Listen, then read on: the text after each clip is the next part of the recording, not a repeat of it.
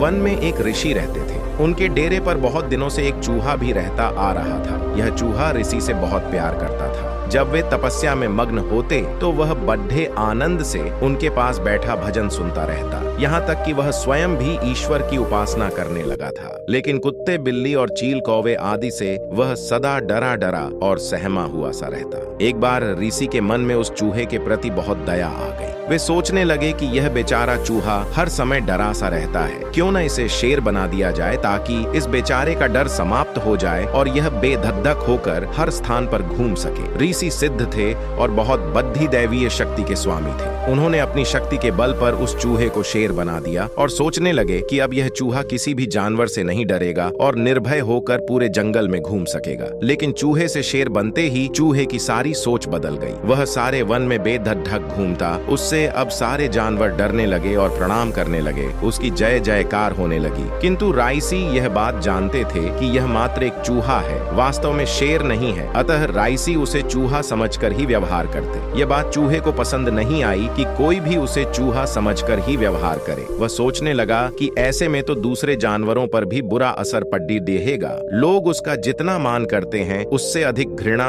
और अनादर करना आरंभ कर देंगे। अतः चूहे ने सोचा कि क्यों न मैं इस ऋषि को ही मार डालूं, फिर न रहेगा बांस न बजेगी बांसुरी। यही सोचकर वह ऋषि को मारने के लिए चल पड़ा। ऋषि ने जैसे ही क्रोध से भरे शेर को अपनी ओर आते देखा तो वे उसके मन की बात समझ गए। उनको शेर पर बड़ा क्रोध आ गया। अतः उसका घमंड तोड़ने के लिए ऋषि ने अपनी दैवीय शक्ति से उसे एक बार फिर चूहा बना दिया। दोस्तों, हमें कभी भी अपने हितैषी का अहित नहीं करना चाहिए, चाहे हम कितने ही बलशाली क्यों न हो जाएं। हमें उन लोगों को हमेशा याद रखना चाहिए जिन्होंने हमारे बुरे वक्त में हमारा साथ दिया होता है। इसके अलावा हमें अपने बीते वक्त को भी नहीं भूलना चाहिए। चूहा यदि अपनी असलियत याद रखता तो उसे फिर से चूहा नहीं बनना पड़ता। सदैव प्रसन्न रहिए। जो प्राप्त है पर्याप्त है, जिसका मन मस्त है उसके पास समस्त है।